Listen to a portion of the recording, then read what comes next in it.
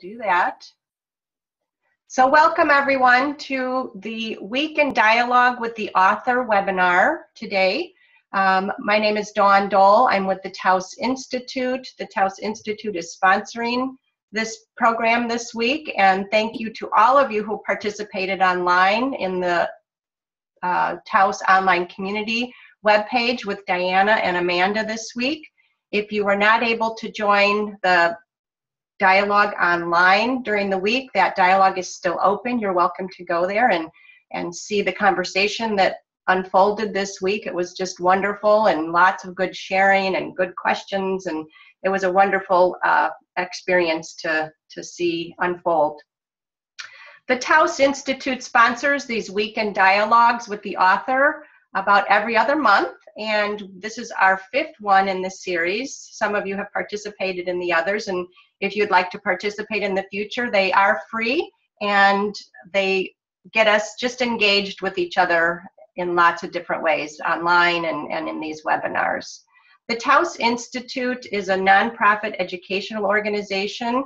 We are focusing on bringing practitioners and scholars together, academics and students, to look at how we construct our reality together. You know, how do we look at making meaning together through a relational process? And we work with people in many, many different disciplines: families, communities, organizations, healthcare, education, all around the world. And we invite you to participate in any of our programs. We have conferences, we have workshops, we have a PhD program, we have online distance learning programs. We send out newsletters and resources and books. We have publishing arms. So there's many, many ways to get involved, and we welcome all of you. This call today is with Diana Whitney and Amanda Trosten-Bloom, and I want to introduce them.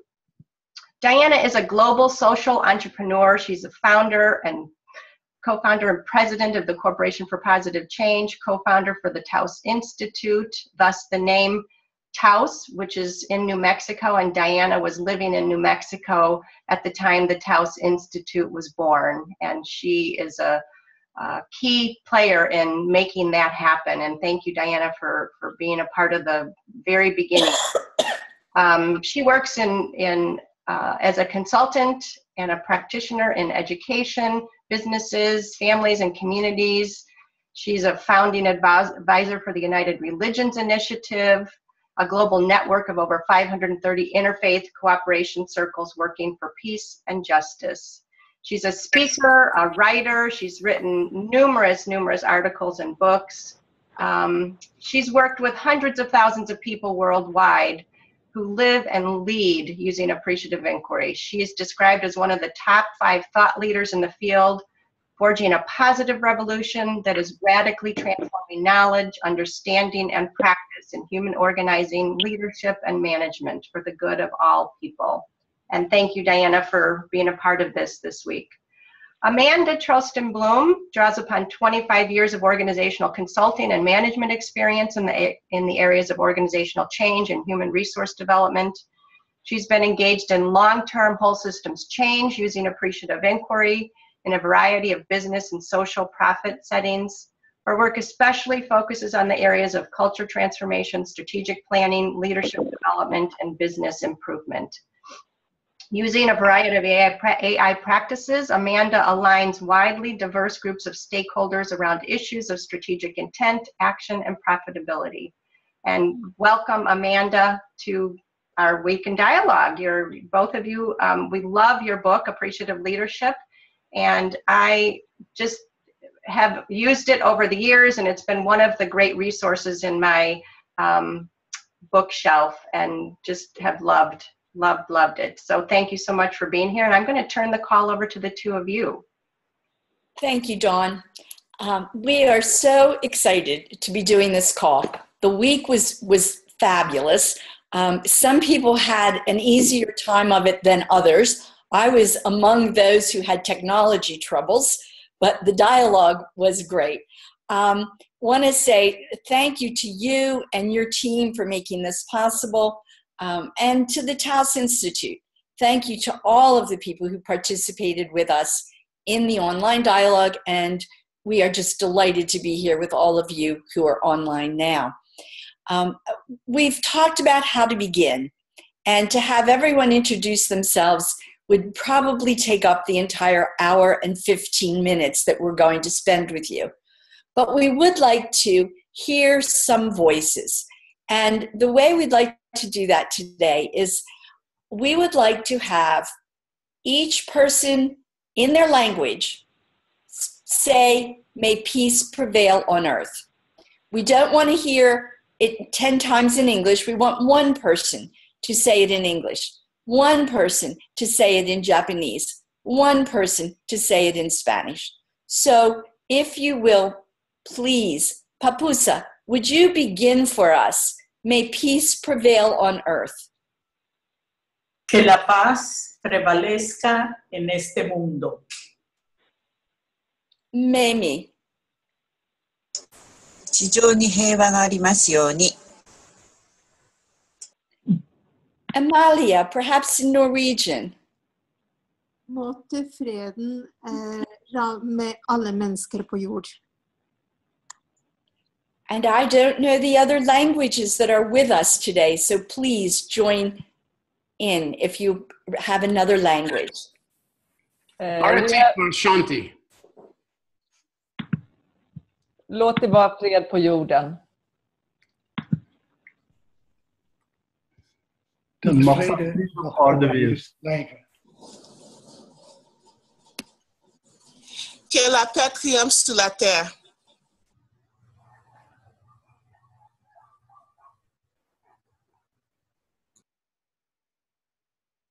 Խաղաղություն բոլոր աշխարհի մեջ.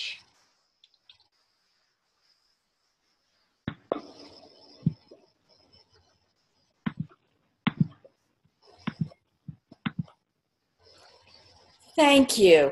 I think I heard about 10 different languages. May peace prevail on earth. Taos is an extraordinary global community. We have these opportunities to come together and to really live into the kinds of questions that we ask of each other and that the world asks of us. So today, Amanda and I are going to talk about the content of our book. We're going to talk first a bit about what really touched us about the online dialogue. We're going to talk then about how did our book come about. We're going to situate it in our work as consultants. We're going to talk about kind of the essential messages of the book.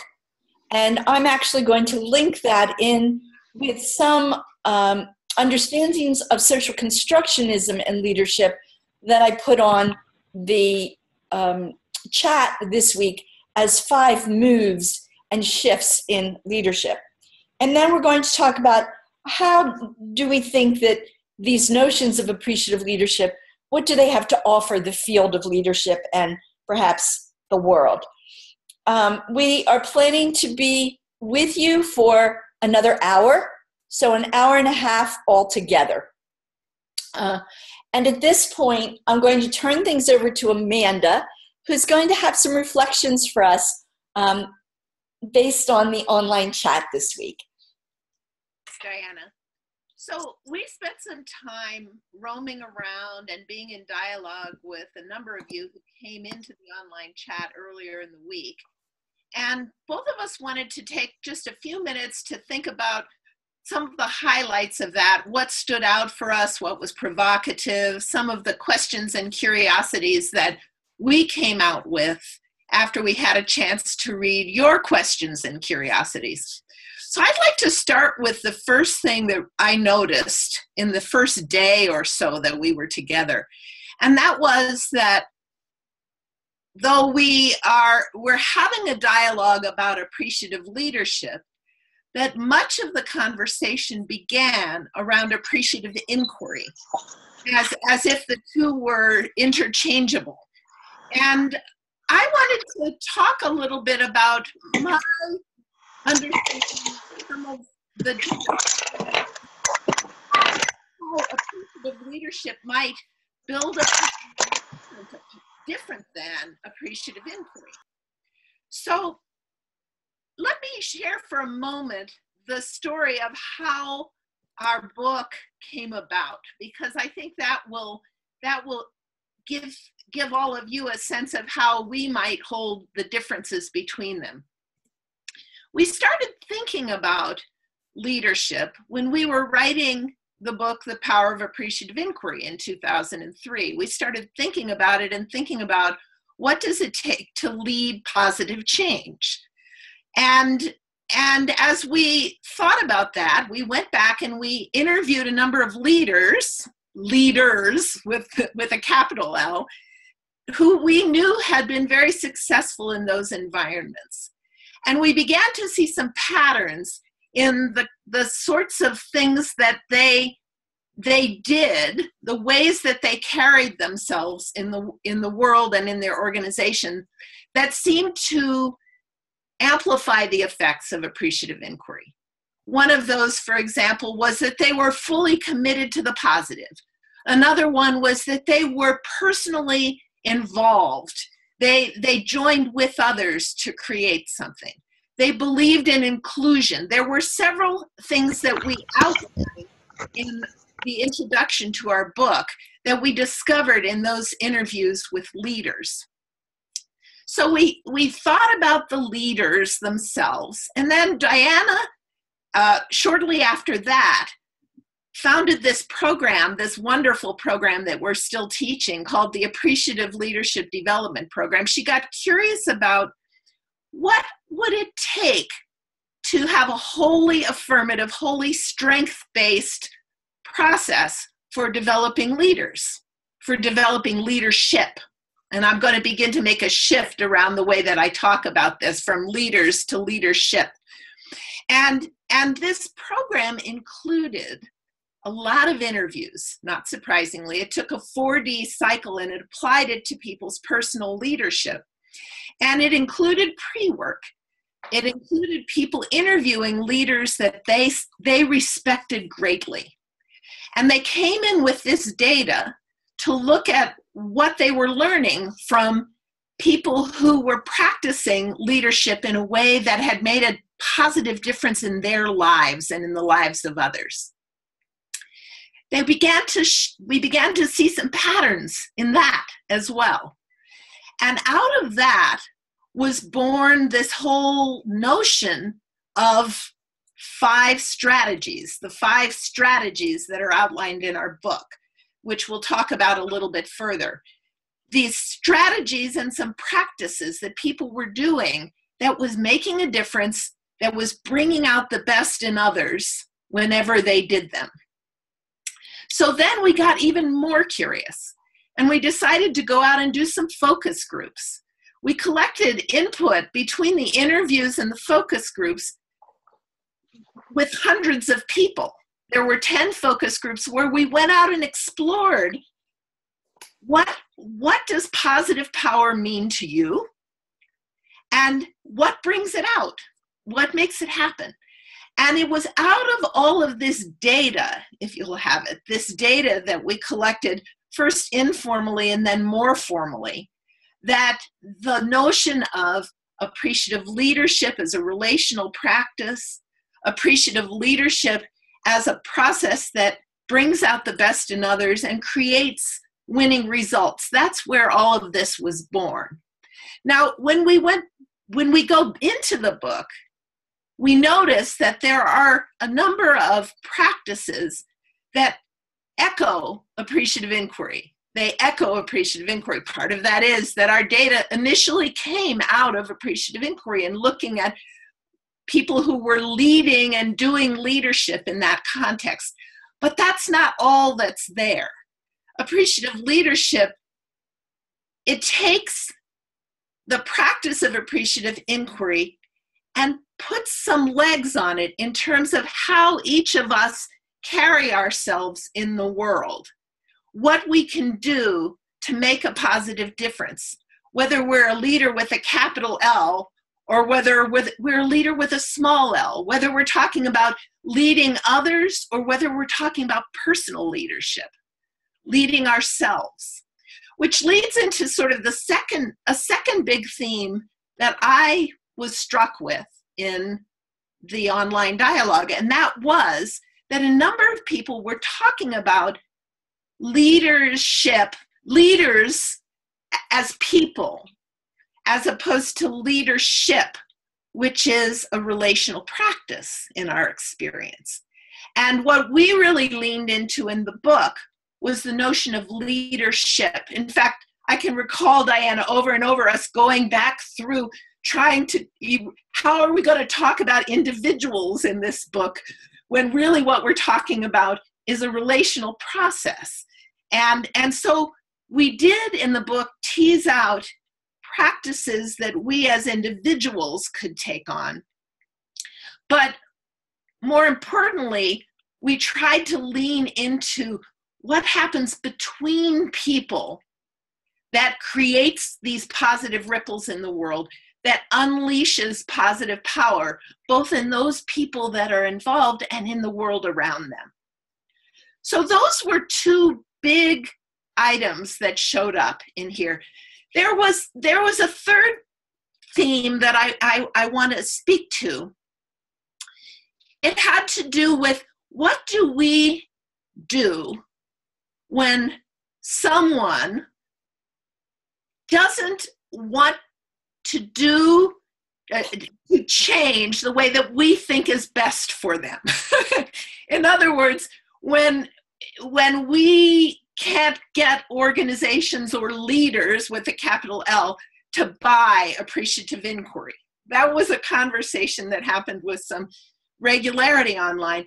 And one of the things that I found myself stepping back into in the midst of that conversation is, again, the notion of appreciative leadership as the way that I carry myself, the way that I think, the way that if I'm a consultant, I enter into an organization, into a dialogue, into a conversation about what needs to happen in this organization and what is it you're trying to create.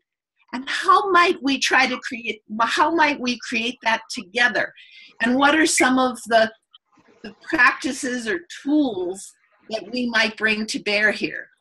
Not everybody believes in this. Not everybody believes in this. I happen to. Diana happens to. We find this to be a powerful way of engaging in the world. That doesn't mean that everybody else does. And so appreciative leadership speaks something to how we carry ourselves, even when we are in an environment that doesn't see things the way that we see things. So those were the three things that really stood out for me in the online dialogue. Did anything else, Diana, stand out for you that you want to speak to? No, I love that summary. I wish I had thought of it.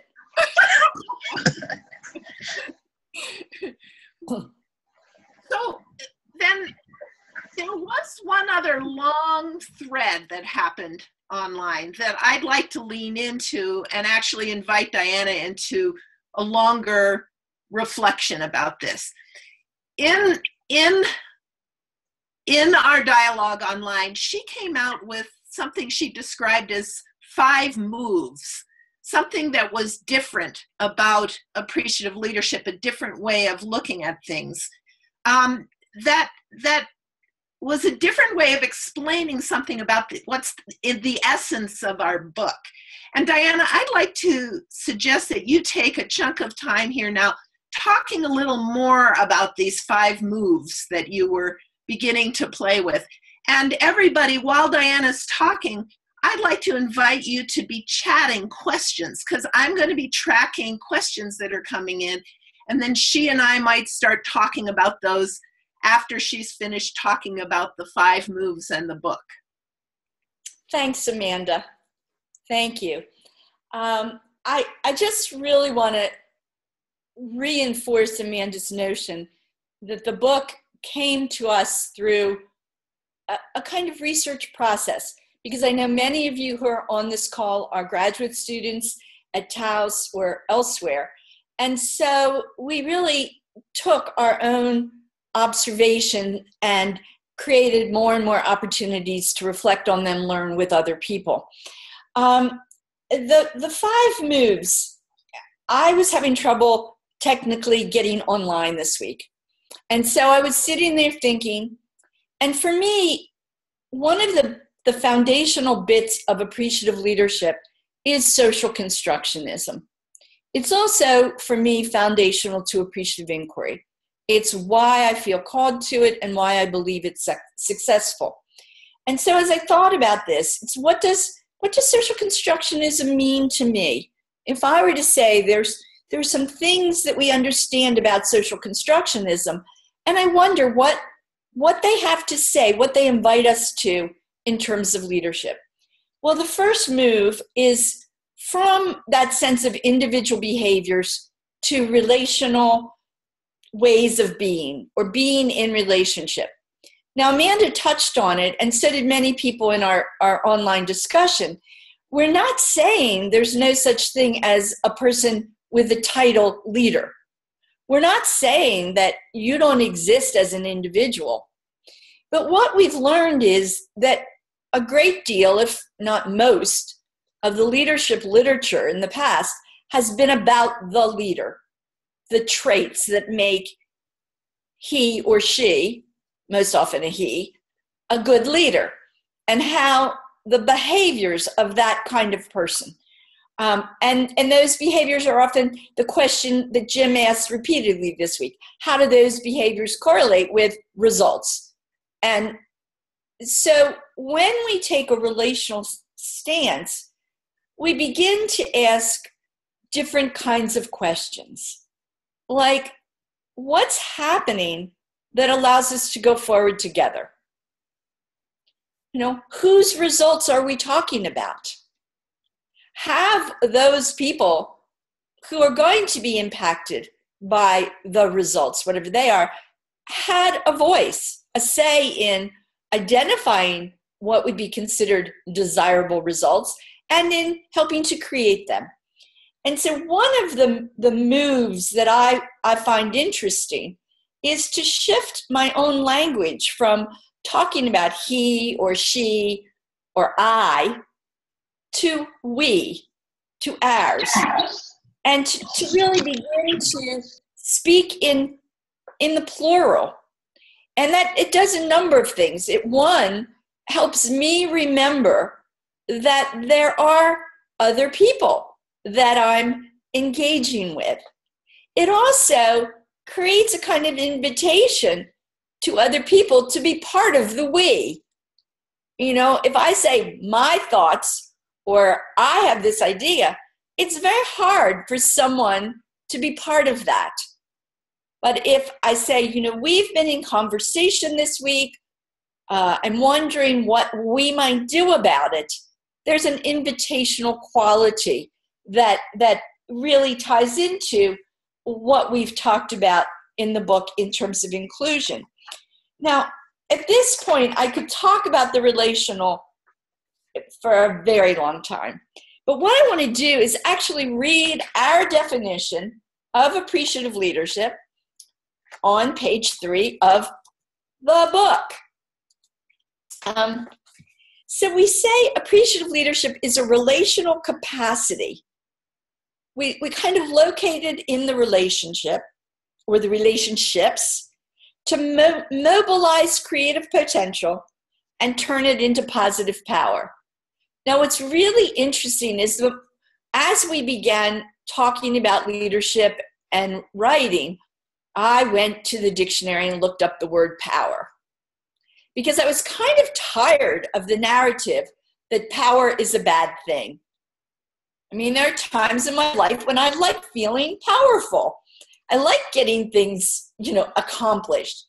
And the word power is kind of simple. It means achievement.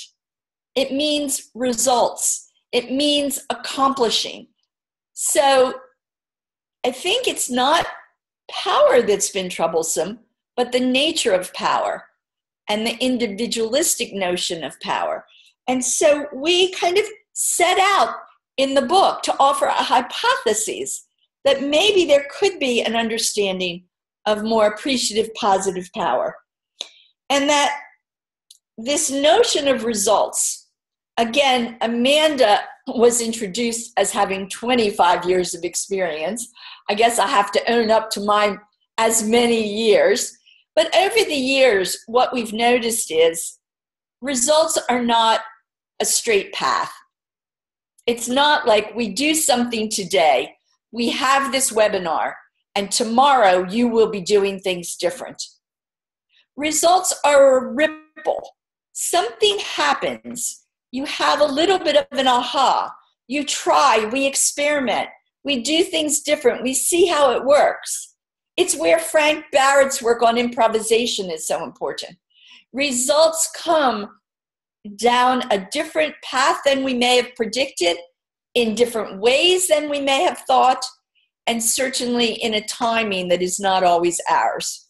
So appreciative leadership really, again, is an invitation to look at impact as a rippling process, something that moves through relationships, and that maybe the best result is that the relationship is intact, it's stronger, if there's such a thing, and it continues and we go forward together. So this notion of positive power setting in motion ripples of confidence, energy, enthusiasm, and performance that make a difference in the world. All of our interviews, in focus groups, with people in our workshops, the people want to make a difference. Whether they're the baby boomers who are my age, who were protesting in the 60s because we wanted a better world, or the millennials now who are saying, how can my job help me make a better world? And I'll share a very funny personal story. I sent my daughter a text late yesterday, and I said, what are we doing for Mother's Day? And she sent me back a picture of Hillary Clinton. Now, there's a stretch to understand what that means. I knew what it meant. I knew that she couldn't respond to my text because she was volunteering at a Hillary Clinton event right then. So it made perfectly good sense to me. But would that make sense to everybody? Probably not. And that's the other piece that I sort of wrote about here in, I think from, maybe it was number 2, but looking at language as our vehicle for creating futures. You know, we talk in appreciative inquiry world, we say words create worlds. Ken's wonderful article on research as making, as opposed to mirroring reality, that language is always located in the context of the people who are speaking. But as we offer up different words or a photograph instead of a verbal response, we create new potentials. And it's those new potentials that also have us being. I want to also add to Amanda's distinctions about appreciative inquiry and appreciative leadership and point you to a table on page 22. We wrote about 8 surprising sources of positive power and of positive potential. Now, some of these you're going to say, oh, of course, strengths, past success. But here's one, cynicism. Cynicism is a great source of potential. Big emotions. You know those people that we would call drama queens? Well, inside of that drama, there's something important that has potential. It may not be used in the way it's articulated, but there's something to listen to. Edgy ideas, connectivity. Every time we make a new connection with a new person, there's potential. Opposition. Opposition is a tremendous source of positive potential and novelty. So again, we'll come back to this, but the book holds an understanding that the world isn't all the way we want it to be, and that what we're inviting is a willingness to look at many different ideas and ways of being. And so you can, that one little table gives you a sense of it. So the first move was to the relational. The second is language as aspirational. The third is a shift in from power over people to power with people. And again, Amanda touched on that. It really has to do with, are the people whose future it is in the conversation. We talk about holism. We talk about being systemic. We can't have everybody in the whole world always in this one conversation. That would be kind of an interesting thing to go for. But we can, when there's a topic of importance or a change that is being proposed, we can engage with people, not just for them to give us reflections on our ideas, but to really hear what they care about, what they would do if they were the king or queen for the day. And so appreciative leadership is really about engaging with. And we've had the good fortune to work with people who are leaders, Rick Pellet, Dave Eric at British Airways, who actually came and joined, sat at the table, and had dialogue with the people in their organizations. And that perhaps is one of the biggest things that we can offer to leadership, is to create an inclusive situation. The fourth move is really very congruent with appreciative inquiry, the strengths movement, positive psychology, and that is to shift from deficit discourse to appreciative discourse. And I've been thinking about this one, and this morning I thought, it is so simple, and yet we don't do it. But it is so simple to listen to what people have to say, to observe, and to take what we like, what we find meaningful, what works for us, and to go forward with it. But so often we stop, and we don't just see what's useful to us, we see everything else that we don't like, and we waste our time talking about it. And we see everything that from our point of view won't work, and we waste our time talking about it. And I'm really purposeful when I say we waste our time, because I think, we're living in this world where we're very ecologically sensitive to the environment. We need to recycle, we need to reuse, we need to not harm the environment.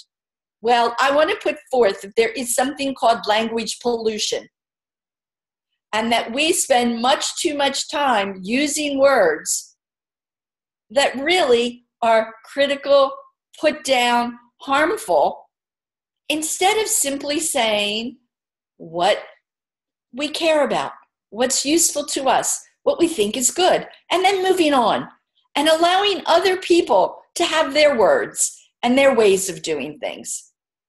Because every time we find ourselves needing to critique, what we're really doing is saying there is a right and a wrong way. And that's one of the things, as constructionists, we try to hold the space that there are a lot of different ways. And for different people, different ways will be meaningful. I mean, I had two grandmothers who were fabulous cooks, and one of them could make a fabulous apple pie. And the other probably could not make a pie because she was from Italy and she didn't even probably know what pie meant, but she could make homemade pasta. Now, do I judge one and critique one for not making pies and the other for not making homemade pasta? No, I go have dinner at both of their houses, and I love their food. So this notion of our own capacity, and it is a relational capacity, to see something wonderful, and wonder being that curiosity, something we can wonder about as a practice, and then appreciate it and let go of all the rest. Now, it's really, really hard to do. I know that.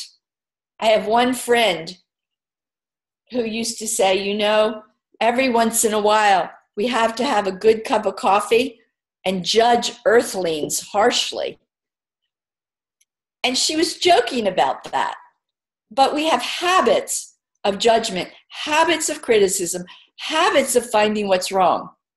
And what appreciative leadership is inviting us to do is to move into the habits of finding what are we curious about? What's useful to us? What's useful to us to go forward together? So that shift to appreciative discourse is really essential. Stop being a word polluter. That's my new, got to make a bumper sticker. And then building on that is the fifth move, and which we are moving from organization, change, and transformation, from an idea that we're trying to go to some place that is the right way, to the idea that we are trying to create organizations, communities, and situations that are infinitely capable of being relationally rich and honoring the diversity of cultures and people and foods and music. And so much of our literature on leadership and organization, you know, there's a set of competencies. So if we have this list of competencies and we develop everybody to be able to do these things, behave in this way, the world will be better. Well, that logic led to, I don't even want to go there, but harming people because their ways weren't the way we wanted them to be. And so appreciative leadership is a bold, bold invitation to accept people just as they are, whether they're on the autism spectrum, whether they're wearing a hijabi or not, whether they're young or old. But it is also an invitation for us to face the limits of our acceptance of diversity. I mean, that's a relational challenge for all of us, to make friends with the others. So those are 5 moves, 5 things that I think social constructionist invites us to. Social constructionism, I should say. In terms of appreciative leadership, we offer 5 strategies, as Amanda said. And on page 23, we list them and we name them. And the book goes on to really provide a wide range of practices. The first, I say, of course, is inquiry. Today, I received a little blurb, a little article from Fast Company, and it says, the good conversationalists listen more than they talk. And we say that in the book. It's a practice. The second of the strategies is illumination, shining the light so that we can bring out the best of other people. And by the way, by shining the light, we are bringing out our own best as well. You know, my son likes to say his good angels, but it's when our good angels show up that we really invite the good angels of others. Inclusion. Finding ways to truly invite other people to co-create the future. Not to do what you want them to do. Not to help you make what you want to come real. But to really say, what is it that you want your world to be like? Inspiration. We talk about what is it? What are the practices that really awaken the creative spirit, that support and nurture innovation, creativity, and those positive human emotions like hope? And the fifth strategy is integrity. And I do invite you, if you've not already, to read the book, because we define it as making decisions for the good of the whole. Integrity for us isn't so much about a person who's honest. That's kind of an assumption, or truth-telling, but it's about being with people in ways that we can say what we've done benefited the whole. I have a longtime friend, Dinesh Chandra, and he said, win-win is not good enough. It has to be win-win, win-win, win-win-win. Everybody's got to find something that's meaningful to them. So those are the 5 strategies. And Amanda, I think I should stop here and we should take questions. What do you think? I think that's a good idea. Okay. So I've been tracking along the way, and there's several good questions and comments that have come in, and there's a few more that are coming in along the, as you're addressing some of the. I'll keep my eyes on the chat box. Okay, I only want easy ones. All right, I'll give you the easy ones, and then I'll give you the hard ones, and we'll rest. No, it's okay. This was a good one that builds a lot on what you were just talking about with the 5 strategies. Christoph asked, how do we effectively and efficiently and practically on an ongoing basis include all the stakeholders in the conversation about what's best for all of us? So he's really, he's asking this question. I think he's probably leaning into what we're describing as inclusion and the practices of inclusion. Why don't you speak a little more about that for a moment, and then I'll keep going with more questions. Well, and also perhaps you'll jump in. Yeah. I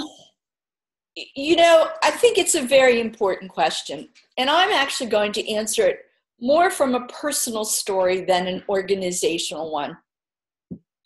Because I think to do it, Christoph, we have to push against a lot of systems and structures that are in place that exclude people.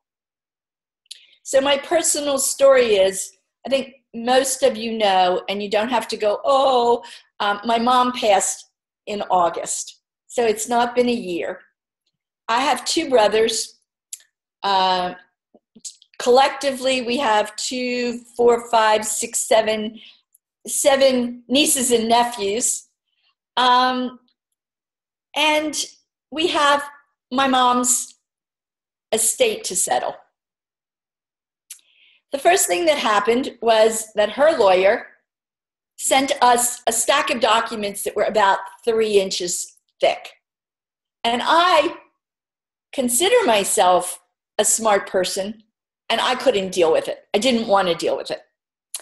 And so my one brother and I talked. We also have a brother who has been diagnosed as schizophrenic. And so how we engage him in dialogue is a huge challenge for me. But what we did in this case is we first found a mediator who would help us in conversations if we needed a mediator. I should say we first reached out to all of our friends and family and said, this is going on, join our conversation. We had conference calls with all the nieces and nephews so that they could all know what's happening. So here we are trying to do something, divide up a little bit of money, something that the systems would invite us to be competitive and greedy about. And we're saying we want to do this in a way that nurtures our family relationships, that cares for a brother who's not well and is angry at us, and we don't really understand reasons. And so we have a mediator on our team. We haven't used the mediator yet. And we found a lawyer who would work collaboratively. And he said, in our state, which is Florida, where this is going on, we don't do collaborative family law. We do collaborative divorces. There is a movement. And that's kind of fun. But we don't do, but some of us are interested in it. We'd be willing and interested in working with you so that we could see and learn what it's like to be part of a team that collaborates in making decisions that are going to support everybody. And so it's been very hard at times because the lawyer, even though we adore him and we are comfortable with him, he writes in a way that it hurts my brain to read all this legalese. So then we have to take a step back and say, okay, tell us now what it's saying. So we are really engaging in it, but we are also pushing up against things in this country that are considered laws. And we've had to really talk about what kind of risks we're willing to take legally in order to benefit relationally. So that's an example that's very personal.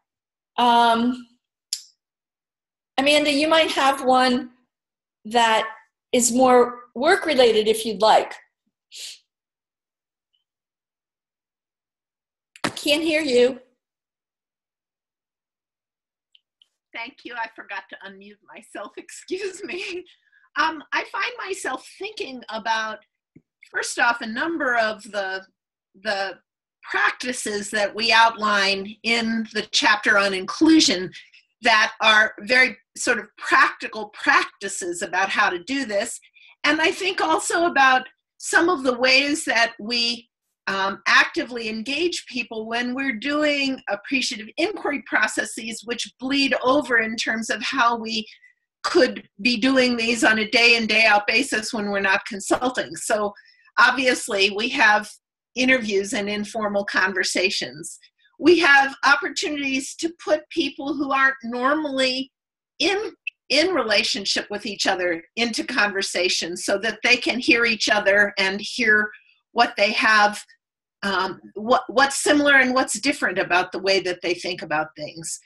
I think about restorative justice, which has become much bigger in the United States, where when a wrong has been committed, that everybody who has been affected comes together to talk about what has happened here and how to repair the harm.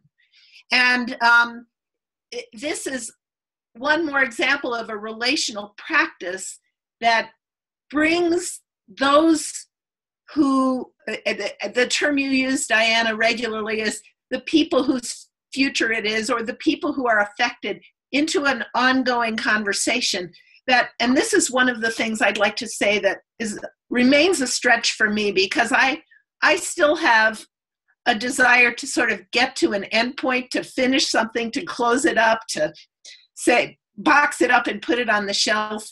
And there's this whole notion that I have to keep reminding myself that the conversation doesn't ever close.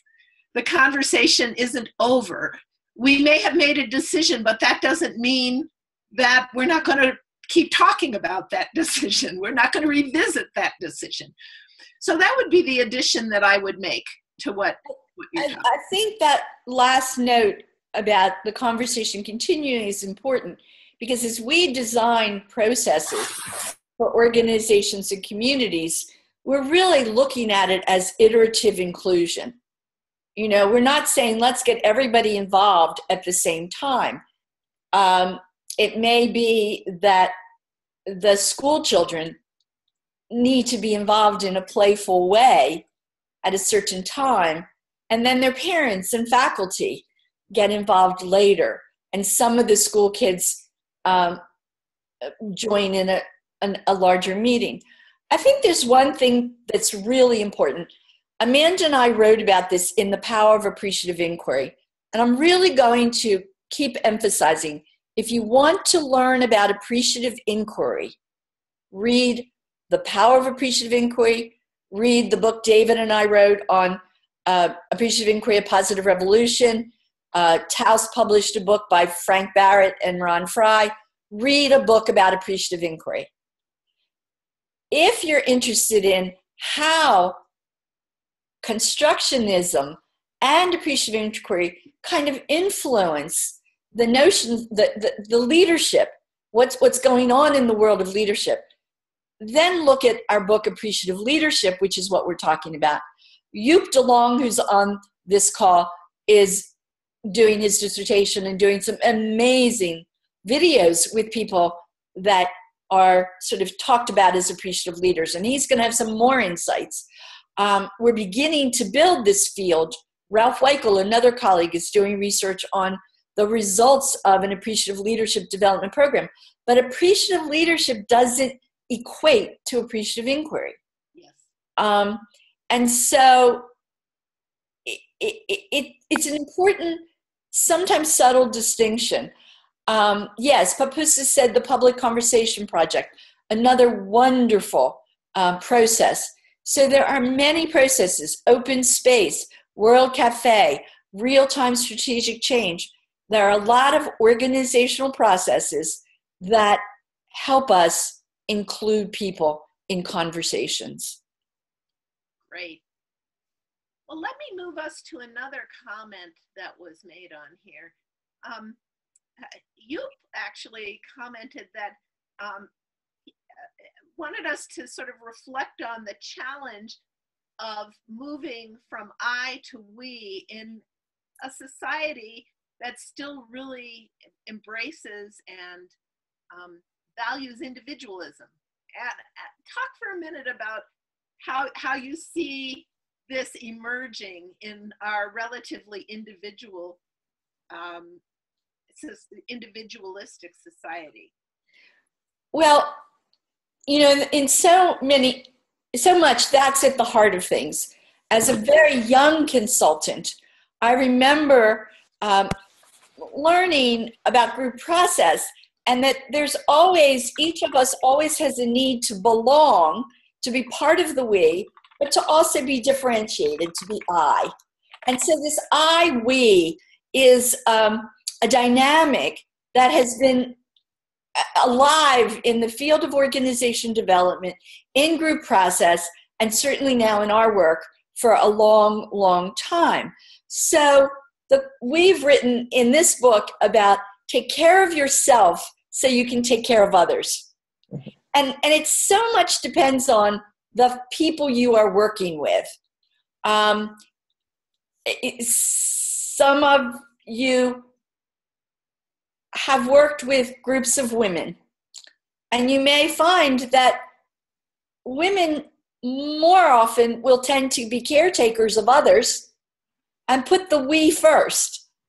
And so there often needs to be a way for them to feel okay about being I, and also to learn some skills. I find that when I'm working in Asia. You know, our colleague Dorothy in Hong Kong, our colleagues in Japan, there is a sort of cultural tendency toward the we. And what appreciative inquiry and then appreciative leadership allows is people to find their voice. In other cultures, like the Western world, the I is just really so strong. that it has been called narcissistic. And so a lot of people are doing therapy and working with that individualism as a psychological problem. I think it's a spectrum. I think it's another one of those things that we want to embrace both. Years ago, when I lived in Taos, I remember saying to my friend Patricia, "How are you?" And she, because she lived in the Pueblo and is Native American, she said, "We're fine." So for her, a concept of I is not there. And so I think it's a really important question. We're not saying there's no personal self. What I became aware of this morning, again, as I was reflecting, is the world starts, however, with the other. We are born of relationships. It doesn't start with the self and move to relationships. Its relationships are there, and hence I am. Diana, let me build on what you're talking about right now. So and this is a notion that's very prominent in social construction, that we are sort of a composite of the relationships, the experiences, the contexts in which we've lived. Now, so to go back to that original question about how do we deal with this in an individualistic society, that one of the ways we deal with this is by working with it within ourselves to understand our own context and where we evolved from, and how we are changed, how we are informed by everything that goes on around us, and everyone with whom we come into contact, how they create us, how they influence and create who we become from that point forward. And that the next piece that I think of then is, how do we engage others in conversations that help them to see that larger context as well? I'm remembering, Diana, for example, the opening interview from the first United Religions Summit, where people were invited to go back and look at their histories and what formed or informed how they thought about things, what they believed about the world. So that's the other thing that comes up for me with respect to this question or this comment. I know you and I have talked a little bit about what's going on in the United States in terms of the political campaign. Mm-hmm. And I began wondering, as I was hearing you, is Bernie Sanders, what would happen if instead of talking about him as a person, we talked about him as a narrative? Interesting. He's a dominant narrative in the United States right now. Mm-hmm. Donald Trump is a dominant, prominent narrative. Mm-hmm. Hillary Clinton is a narrative. I wonder what that would do for us if instead of locating everything on the person, we looked at it as these are narratives that are playing out. They're somewhat in conversation with each other or not. And so that just raises an interesting question. Joop, if you're still on, I would actually love to hear your thoughts on this. Mm-hmm. Let's see if, I believe he is on because he's been texting. Joop, maybe you can unmute yourself if you want to add anything. Or tell us you don't want to. I don't mean to put you on the spot. Well, thank you. First of all, can you hear me? I don't know if you can hear me. Yes, we can hear you. You can hear me. I guess I'd like to go back to the part where I raised the question, because I'm very interested in, and I guess that links then maybe to the narratives that you just mentioned, Diana and Amanda, is how can we live this in our world? That's probably where really my question came from. And I'm right now in South Africa, where I find a high context society, and we're much more in the we and in the narratives. And you talked about Asia, and Diana, where there, by the way, I guess other power dynamics, but there is also very much the we.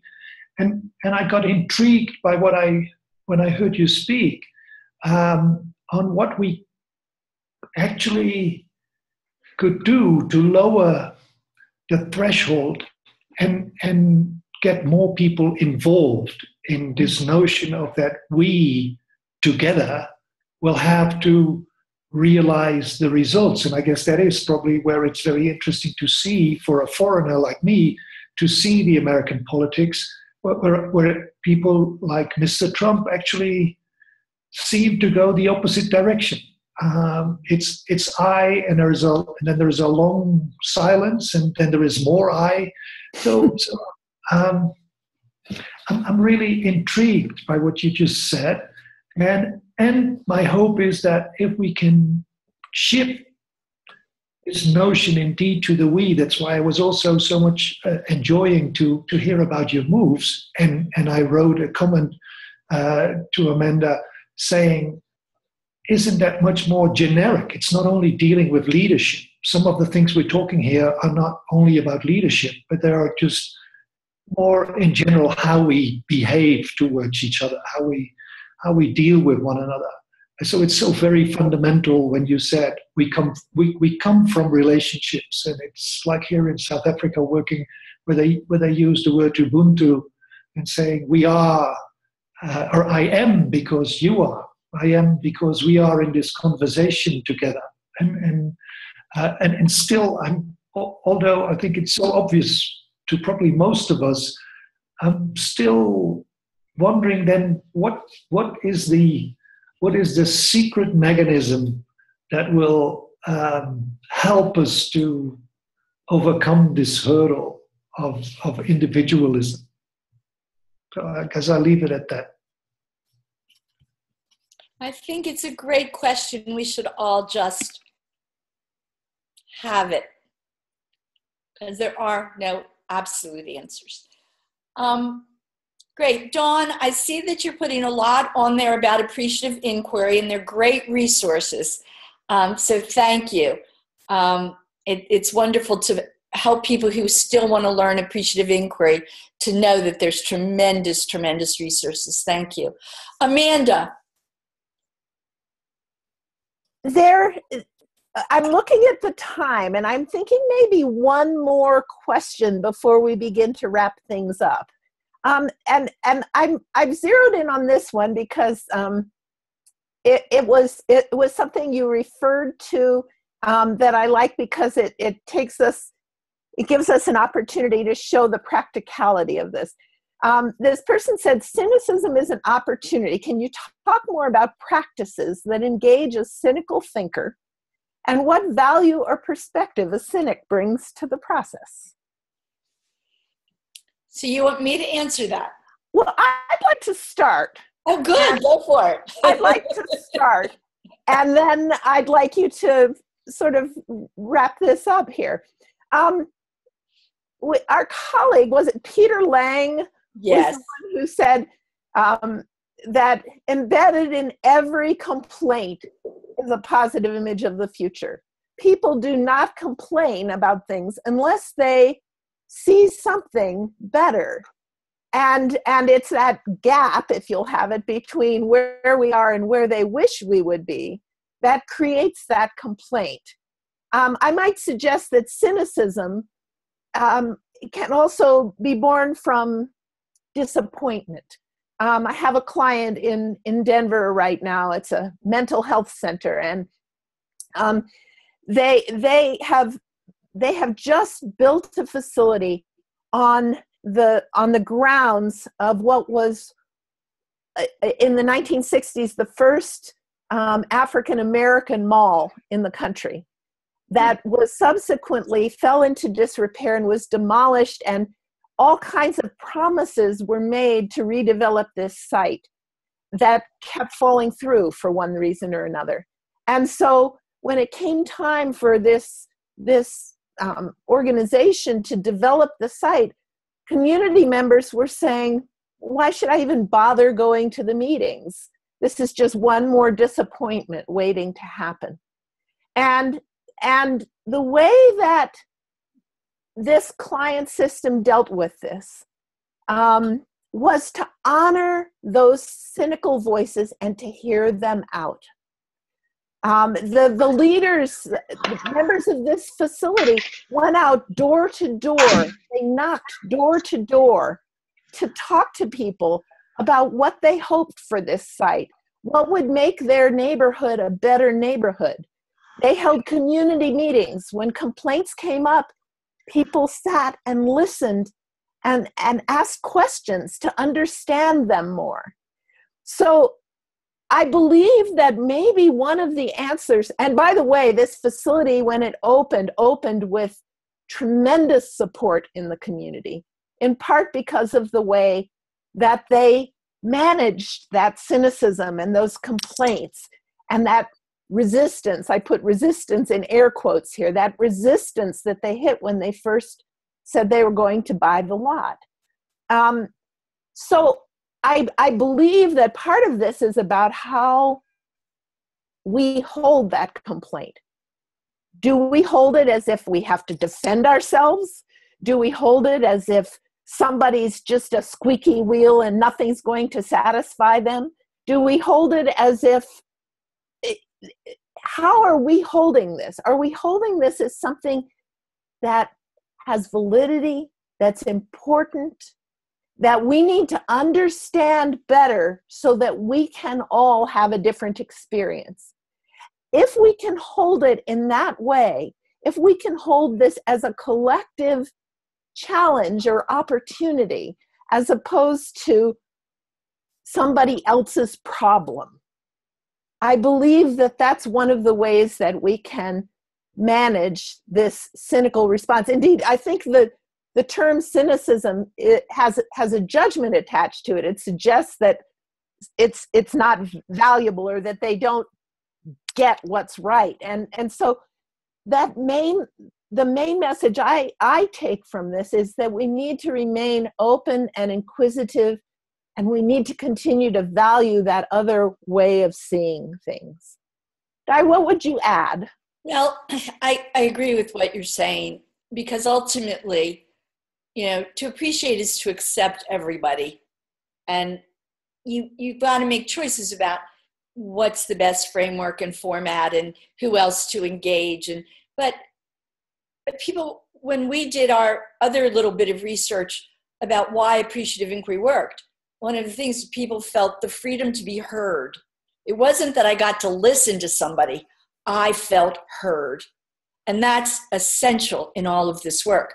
The other piece I want to say is, again, years and years ago as a young consultant, I came across a book, I think it's called You Just Don't Understand Me. And it's Deborah Tannen's book on gender communication. And she makes this really lovely story that when young boys want a baseball team, they just need, 9 players? Somebody help me with my sports here. And they don't care whether they like each other or not. They just want 9 players to make a team.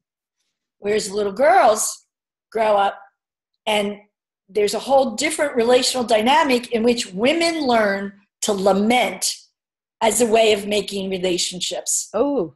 So complaining becomes a relational bonding strategy.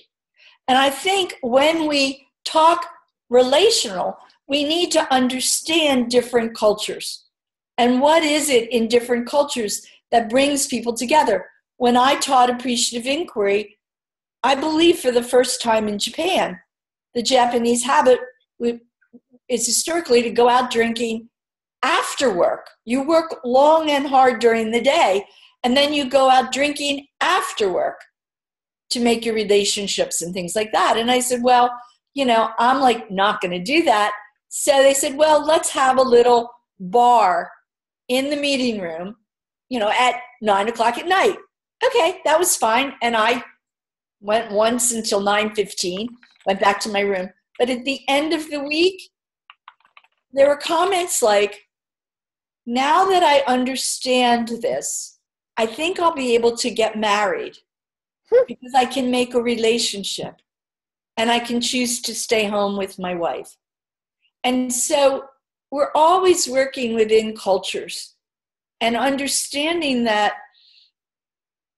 in some ways we're pushing at the sacred cow of the person, the culture, the society, the group. And we don't want to push so much that we're insulting or we get pushed out, but we want to push a little so that everybody's going to learn and have a possibility for growth and change. We're wrapping up, aren't we? Yes. So our last question was to each other. Amanda, how do you think our book and the work on appreciative leadership that is beginning with, there's a community of people, appreciative leadership, relational leading, but what are we contributing to the field of leadership? Oh, I love that question we came up with. So thank you for letting me speak to it first. Please do. The first thing that I believe we've contributed is a really very extensive repertoire of practices, very practical practices, things that you don't need to have a PhD for, you don't need to go through a 1-month leadership development program for, you don't need to have a personal coach for, a series of very pragmatic practices that, as I've worked coaching people, I've had them pick them out one a week to just try them out and then journal and see how it's affected things, what the impact has been.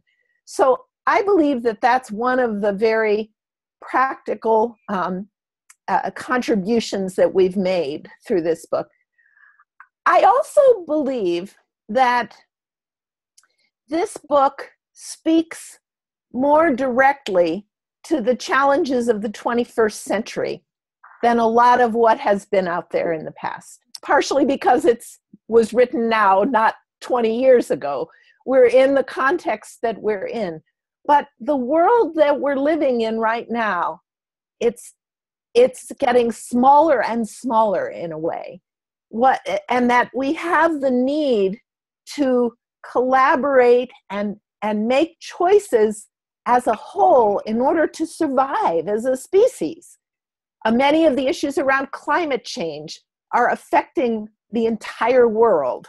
Many of the issues about water, around food, are affecting the entire world. And that we have spoken some to how to make those relationships and engage people across borders, across differences, in ways that has not always been spoken to in the past. And that isn't always spoken to in traditional leadership literature. Those are two things that I believe are important about the book that we've written. Do you have others you'd want to add beyond that? Well, I think we have stretched ourselves and invited readers into a constructionist relational stance. The book is not about appreciative inquiry. It's about leadership. And it also has our values in it. And they are very much 21st century, accepting of people who are often different than us. So I think there's that to it. I find myself wanting to close with one thought, and that is something we wrote in The Power of Appreciative Inquiry. And it's about trusting the process that people will volunteer. As we become more and more, we want to engage people, we want to collaborate. My individual self only has a certain limit to my engagement and my collaboration. If I get one more request for surveys and feedback and I start barking at people. So the notion that in a world of great interconnectedness, in a world where we value that we're making the world as we go, we need to create ways for people to choose in and choose out, and that it's okay.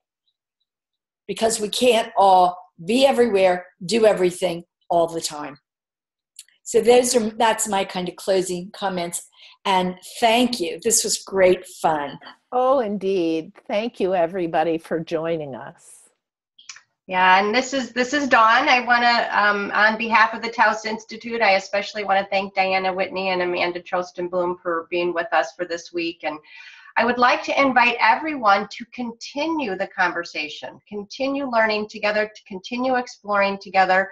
Go back to the page of our Taos online community space where this dialogue started on Monday, and engage. That page is going to be open forever. We will not close it, so please feel free to go, share stories, share questions, examples. We can keep expanding the appreciative leadership concepts, ideas, practices, and Diana and Amanda may pop in from time to time and keep an eye on that conversation, but really let's keep it alive. And I think some of the people on the chat feature made some comments just here at the end how wonderful it was to be connected with this group around these ideas and practices, and it is wonderful, and I thank everyone for participating and invite you to continue. Dawn, I also want to say that Dan Saint, who might be jumping off, and you are editing an edition of the Appreciative Inquiry Practitioner on leadership. And so there will be articles on appreciative leadership and leading, relational leadership. And so I'm encouraging people to definitely keep writing in our little Ning site, but that we may want to come back on and have another dialogue about constructionist-oriented leadership. That would be great. And so let's keep it alive. Thank you. Yeah, and so what Diana's referring to is an online electronic journal called the AI Practitioner. If you are not a subscriber of that, just Google AI Practitioner and sign up to be a subscriber. It's an amazing journal that comes out a couple times a year. Oh, and that's Diana's little face. She's been taking trash and turning it into art. This is a good metaphor for the work that we do, right? Right. Thank you, Amanda, for figuring out how I could share my little people. Thank you, everybody, for joining us. Have a good rest of your day or evening, wherever you are in the world. And thank you, Dawn, very much. Bye-bye. Bye-bye. Bye.